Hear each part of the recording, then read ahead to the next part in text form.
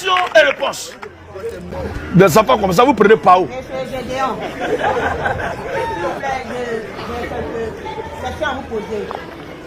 Quand vous venez parler de Dieu comme ça, il n'y a pas d'option.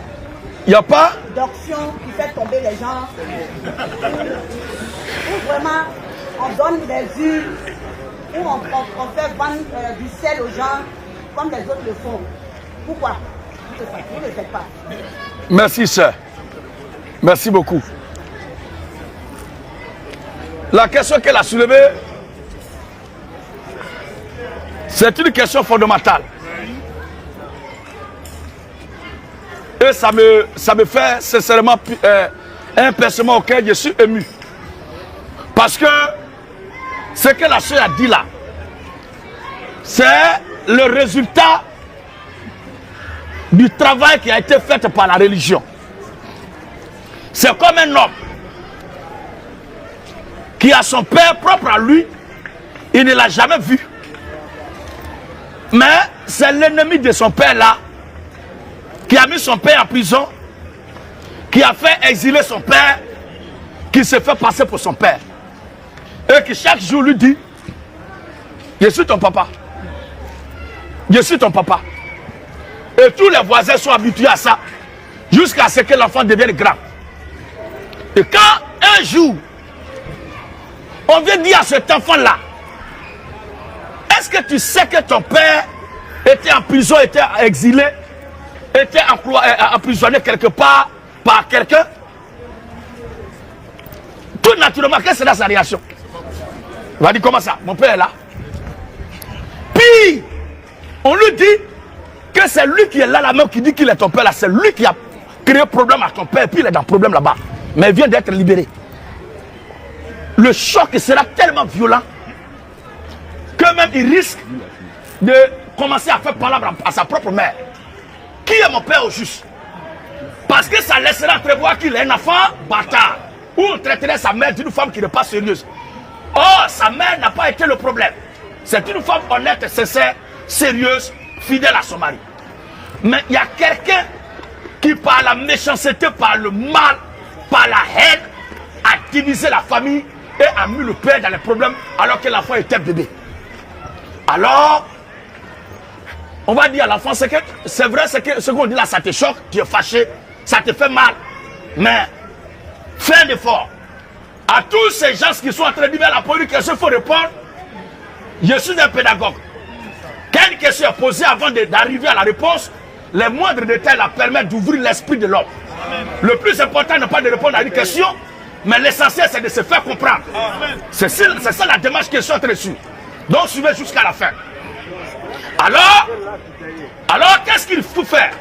On va dire à l'enfant, prends ton courage. Ce qu'on a dit là, ça t'a énervé, c'est vrai. Mais il y a un test d'ADN qui a été fait. Toi-même là, ton groupe, ton ADN est là. Toi-même tu connais ton ADN, il dit oui. Or, le monsieur qui est là ne lui a jamais montré son propre ADN. Et l'ADN de son propre père, qui est sorti de la prison, qui est sorti des géoles, est dans les mains de ceux qui sont venus lui apporter la nouvelle. Et avec les photos de son propre père, on lui montre la photo du monsieur. Quand il regarde, la ressemblance est tellement propre que lui-même il est choqué. Ceux qui n'ont jamais vu son père, quand ils l'ont vu, on dit mais il se ressemble quand même, hein? Attendez, mais il était où depuis là? On va commencer à lui expliquer de comment ça s'est passé jusqu'à ce que son père soit dans problème, emprisonné, et aujourd'hui il est libéré. Mais voici les preuves, le jour où tu es né, voici où ton papa te tenait dans la main quand tu étais bébé, voici votre photo d'ensemble, voici la photo de ta mère quand tu es né, où ton père et ta mère étaient ensemble, et puis ils ont pris la photo ensemble, il a gardé tout, avec toutes les preuves réunies. La colère qu'il animait là, va se transformer en une joie, il va commencer à pleurer, et qu'est-ce qu'il va faire? Il va haïr l'homme qui a maltraité son père et toute sa famille depuis longtemps. Et le comble encore, maison dans laquelle il est, et puis loue là, c'est la maison de son père. Oh, ce monsieur-là lui fait louer ça. On lui fait sortir encore des dossiers de son héritage, que tel bâtiment t'appartient. Oh, c'est dans ce bâtiment-là, il loue une chambre là-bas. Et le monsieur qui se fait passer pour son père là, c'est lui qui encaisse l'argent là. Il fouille en bas. Il dit, mais l'homme à qui on verse l'argent là, c'est lui qui dit qu'il est mon père là. Il dit effectivement, mais voici le vrai propriétaire, voici les documents, le certificat de propriété du terrain, de la terre, de la maison. Voici le certificat de propriété. Et c'est le nom de son père qui est dessus. Et le père lui-même a rédigé dans le testament, quand mon fils va grandir, c'est pour lui au cas où je ne suis pas vivant. Avec toutes ces preuves réunies, l'enfant doit prendre son courage pour aller affronter l'imposteur qui est là afin de prendre son héritage. Vous comprenez? C'est la même chose que je suis en train de faire.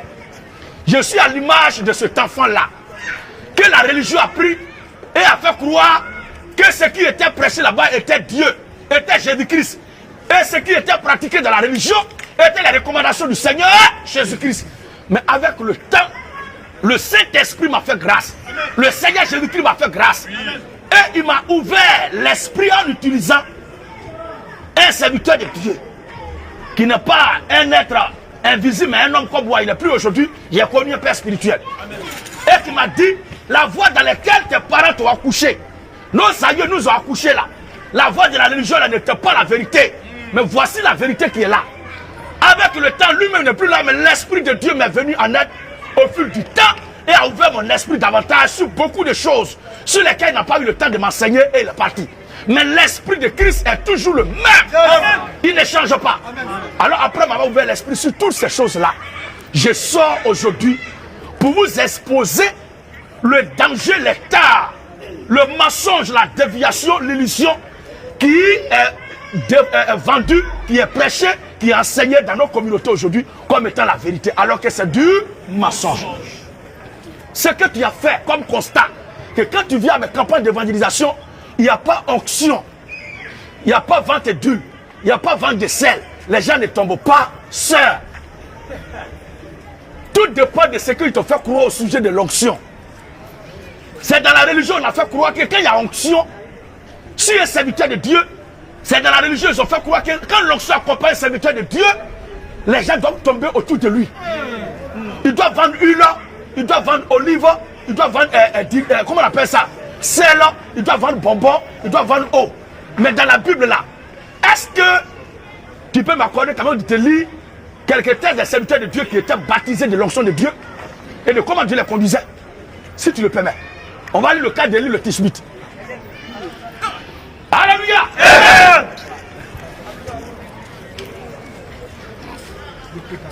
Élie le Tishbite. Vous connaissez très bien l'histoire d'Élie. Vous avez lu la Bible plusieurs fois comme moi aussi. Élie le Tishbite, l'homme qui a prié, le feu est descendu. L'homme qui a prié, ses ennemis sont consommés. L'homme qui a prié, et la pluie n'est pas tombée pendant 3 ans et demi. Et la pluie encore, la pluie est tombée. Ce Élie-là, quand il prêchait là, qui est tombé à transe? Dans la Bible, quand Élie prêchait, qui est tombé à transe? Personne n'est tombé à transe. Élie a vendu quoi à qui? Élie a vendu quoi à qui? Il a distribué quelle eau bénite? Il a distribué quel sel? Lui-même, il n'avait rien à manger. Il a trouvé la veuve de Sarepta et lui a dit, prépare-moi à manger. La veuve a dit que, ah, mais homme de Dieu, c'est homme qui a prophétisé la pluie de ton pain, il n'y a rien à manger. Ce qui reste ici, là, c'est pour moi, mon fils, on va manger. Et puis, demain, on est mort. Il dit à l'Éternel, d'accord. Et la dame a préparé, l'homme de Dieu a mangé. Et quand il a fini de manger, il a prié pour elle. Et la Bible dit, quand il a fini de manger là, l'huile n'a pas manqué dans ses pots. Et la farine aussi n'a pas manqué dans ses pots. Jusqu'à ce que la pluie revienne encore. Ça là, qui est tombé à transe là-bas? Après la montée d'Élie, quand Élie devait monter, son disciple qui le suivait s'appelait comment? Élisée. Élisée a demandé quoi? Quand son vieux père lui a demandé, tu m'as suivi depuis longtemps, tu as travaillé avec moi, tu m'as servi maintenant, il est temps de partir, je vais te quitter. Qu'est-ce que tu veux qu'il fasse pour toi? Demande-moi quelque chose. Tu te souviens de cette histoire? Qu'est-ce qu'Élisée a répondu? Je vais ta double onction. Il dit la portion de l'onction qui est sur toi là, je vais son double 2 fois. Et Élisée a reçu la double onction de son maître Élie. Mais quand Élie a prêché, Élisée a prêché là, qui est tombé à transe? Personne. Qui est tombé à transe? Personne. Au contraire, il y a eu des enfants qui sont moqués de lui. Pour lui monte chauve. Quand ils sont moqués de lui, il les a maudits. Et les enfants là, les jours sont sortis de la brousse pour les dévorer. À part ça là, il y a une femme, son enfant est mort, il allait se coucher sur la... C'est la notion où on fait ça aujourd'hui là. Les gens vont dire que c'est suspect. Pareil, c'est couché sur l'enfant, sa bouche sur sa bouche, ses mains sur ses mains, son nez sur son nez, son front sur son front, son ventre sur son ventre. Et elle s'est couché sur l'enfant pour le réchauffer et l'enfant a repris vie. Qui est tombé à transe? Vous voyez un peu? Quand Jonas, le prophète, a été envoyé par Dieu à Ninive, qui est tombé à transe là-bas? Le patriarche Abraham, quand on prie le Dieu d'Abraham, Dieu d'Isaac, Dieu de Jacob, Abraham là même là, a fait quel miracle? Quand Abraham prêchait là, qui est tombé à transe? Ce que la religion nous est en train de nous faire aujourd'hui là, c'est l'esprit de nos aïeux qui était dans Masque. Tu es bas, tu connais très bien cette histoire-là. Quand Masque prend quelqu'un, et puis, si c'est un bébé de 5 ans, 6 ans, et puis le grand-père qui est mort, son Masque qui est là, prend l'enfant. Et puis l'enfant, ses yeux deviennent rouges. Et puis un coup, il commence à danser, au rythme de trucs. Et on voit que ses yeux changent. Sa manière de parler change. Et l'enfant parle comme si c'était notre grand-père qui est parti là, qui est en train de parler. C'est le même démon là qui est dans cette communauté là. Les mêmes communs, baillés, tipris. Ce sont les mêmes esprits. Ce n'est pas le Saint-Esprit. Quand le Seigneur Jésus-Christ prêchait là, qui tombait en transe? Jésus-Christ lui-même, la plénitude de la divinité. Quand Jésus-Christ prêchait, qui tombait en transe? Quand Jean-Baptiste est venu prêcher, Jean chapitre 10, le verset 40. Le verset 40 à 41. 41. Jésus s'en alla de nouveau. Jésus s'en alla de nouveau. Au-delà du Jourdain. Au-delà du Jourdain. Attendez un peu. Regarde le grand prophète Noé. Le grand prophète Noé. Je le dis parce que c'était un puissant prophète du Seigneur. Et c'est lui qui prophétisa la fin du premier monde par le déluge.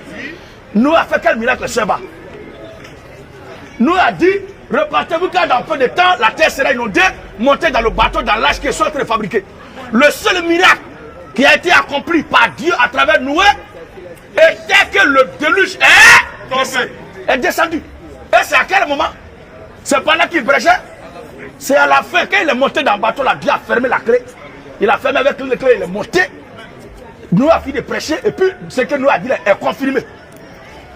Plus tard, donc si on veut suivre ce que les gens cela font là, beaucoup vont aller en enfer. Beaucoup vont être égarés. Et nous sommes là pour nous éveiller.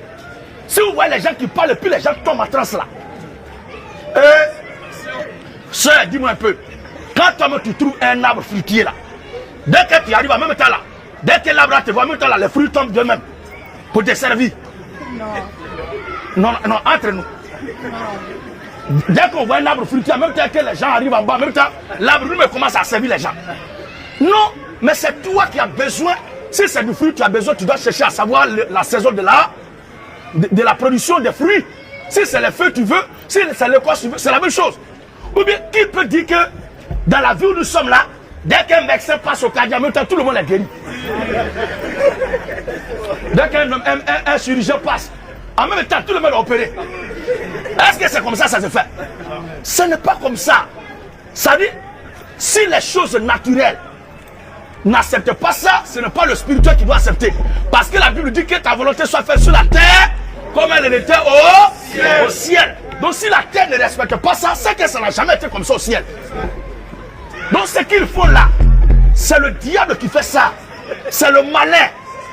Pourquoi je dis on prêche et puis les gens ne tombent pas en transe? Jean-Baptiste. Jésus. Ça en alla de nouveau. Au-delà du Jourdain. Au-delà du Jourdain. Dans le lieu. Où Jean-Baptiste. Avait d'abord baptisé. Et il y demeura. Beaucoup de gens. Vinrent à lui. Et il disait. Jean-Baptiste n'a fait aucun miracle. Jean-Baptiste n'a fait aucun miracle. Jean-Baptiste n'a fait aucun miracle. Aucun miracle. Mais tout ce que Jean a dit. Tout ce que Jean a dit de cet homme. De Jésus-Christ est vrai. Donc, ce qui doit attester l'authenticité du ministère, de l'apostolat, de la vocation divine d'un serviteur de Dieu, Jean chapitre 3, le verset 34. Jean 3, 34. Celui que Dieu a envoyé. Celui que Dieu a envoyé. Dit la parole de Dieu. C'est la parole de Dieu qui doit nous sauver. Parce qu'un homme qui est malade physiquement est mieux qu'un homme qui est malade spirituellement. Je reprends encore. Un homme qui est malade physiquement est mieux qu'un homme qui est malade spirituellement. Un homme qui est mort physiquement est mieux qu'un homme qui est mort spirituellement. La mort spirituelle est la pire des choses. Mais la mort physique n'est rien. Parce que tous nos pères qui nous ont précédés dans la foi, ils sont tous morts. Ils sont passés. Mais leur âme demeure éternellement en Dieu. Mais ceux qui ne sont pas convaincus, qui n'ont pas reçu la vérité, qui ne sont pas sauvés avant de mourir là, ils vont aller tous brûler.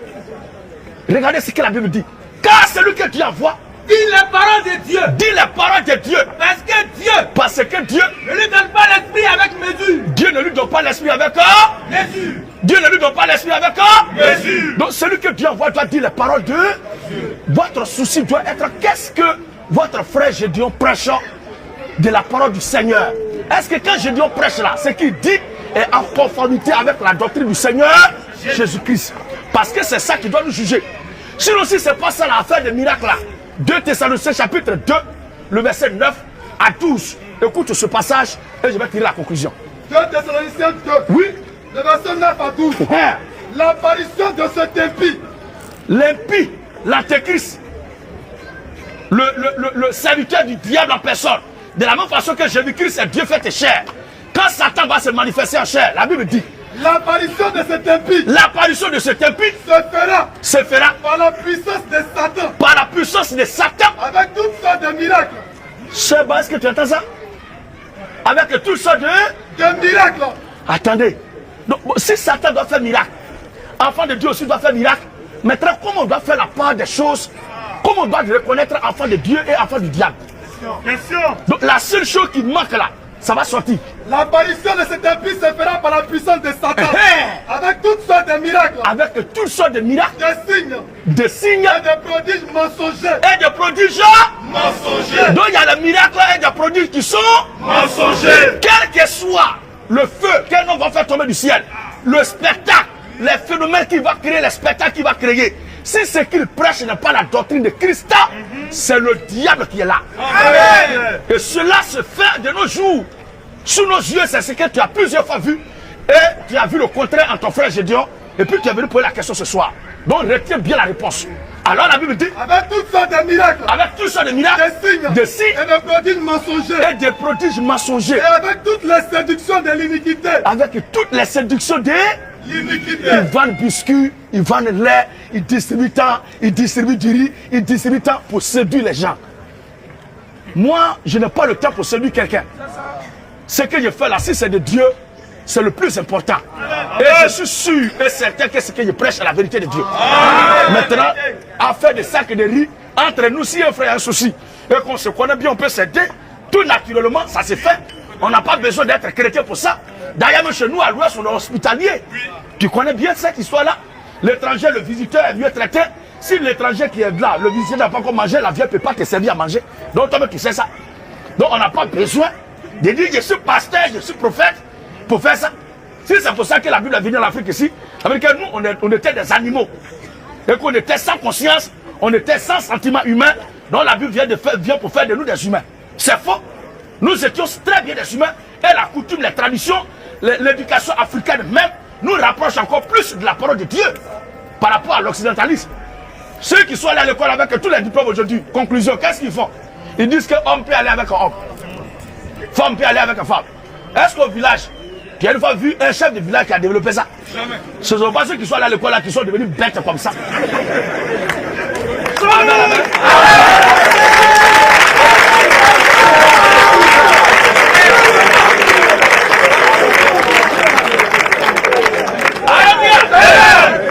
Avec toutes les séductions de l'iniquité, Avec toutes les séductions de l'iniquité.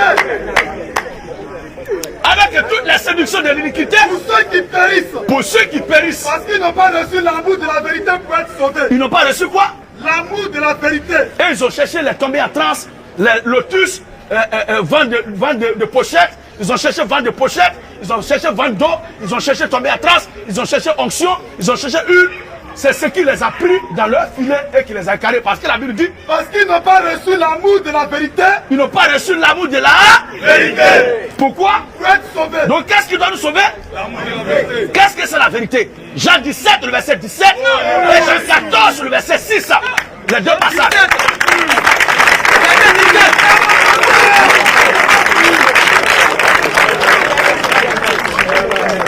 Alléluia! Ils n'ont pas reçu l'amour de la vérité pour être sauvés. C'est l'amour de la vérité seul qui sauve. Donc c'est la vérité seul qui sauve. Qu'est-ce que c'est la vérité pour que nous devons l'aimer, pour que nous soyons sauvés? Jean 17, 17. Les gonnants. Sanctifie-les Sanctifie-les par ta vérité. par ta vérité. Ta parole Ta parole est la vérité. Donc la parole de Christ est là. Parce qu'ils n'ont pas reçu l'amour de la vérité, la parole de Christ. Pour être sauvés, ils ont cherché à tomber en transe. Oui, frère. 114, 6. Il est écrit. Jésus lui dit, Jésus lui dit, je suis le chemin, je suis le chemin, la vérité la vérité. et la vie. Donc c'est le Seigneur Jésus-Christ qui est là. Donc si tu reçois son amour, tu reçois en même temps la vie. Et tu es dans le chemin pour l'éternité.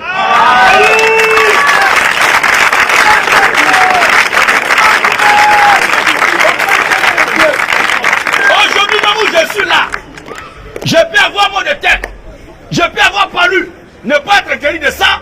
Si le Seigneur m'a rappelé, mon âme va au ciel. Mais quelqu'un va me faire croire qu'il fait miracle, il va me faire tomber en transe, et me faire croire qu'elle saute, ça va me traiter, oui, oui. En partant à la maison, quand même, m'a cogné, après m'avoir égaré, menti là, il m'a fait croire que ça va bien dans mon corps, j'ai dit oui, ça va. Voiture m'a cogné, je meurs là, c'est l'affaire. Parce que je ne suis pas quitté en contact de la vérité en partant. Donc quand nous sortons là, nous sommes dans le souci de ne pas nous séparer avec les frères et sœurs en les induisant en erreur. Mais nous voulons être sûrs que celui qui nous quitte ce soir, ou bien si on se sépare ce soir, peu importe ce qui adviendra, nous devons être sûrs qu'on doit se retrouver devant le Seigneur Jésus-Christ. Voici notre souci majeur.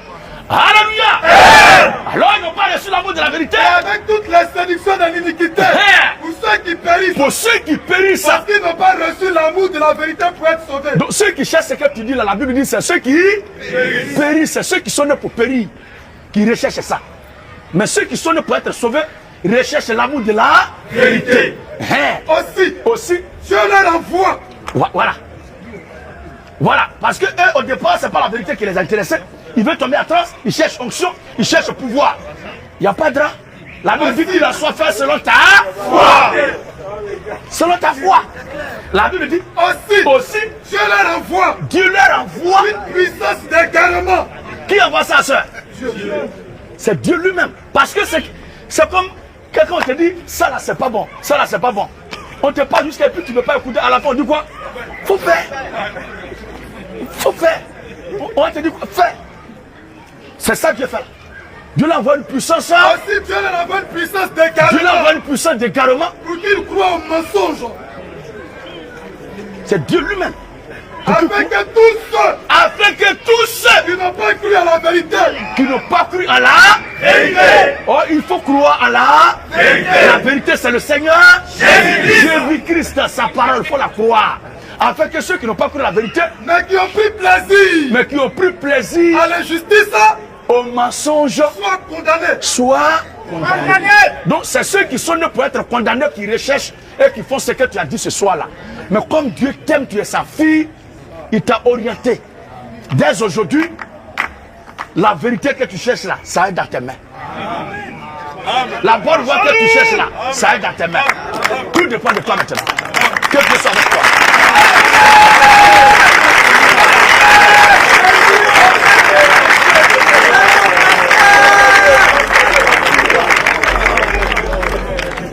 Alléluia.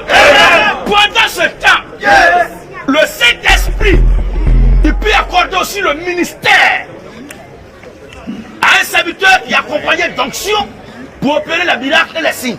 Ça se fait. Mais le préalable doit être de la prédication de la doctrine pure de Christ. Or, dans tout ce que nous voyons aujourd'hui, la doctrine de Christ n'est pas prêchée. C'est pourquoi nous mettons tout en cause. Aussi longtemps que les gens n'ont pas accepté le fondement fondamental, qui est la vérité de Christ, la doctrine pure authentique de nos pères les apôtres, tout Tout ce qu'ils font là, c'est Satan. Parce qu'on ne peut pas rester dans la confusion pour faire des réformes. Il faut déménager totalement. Dieu bénit sa parole.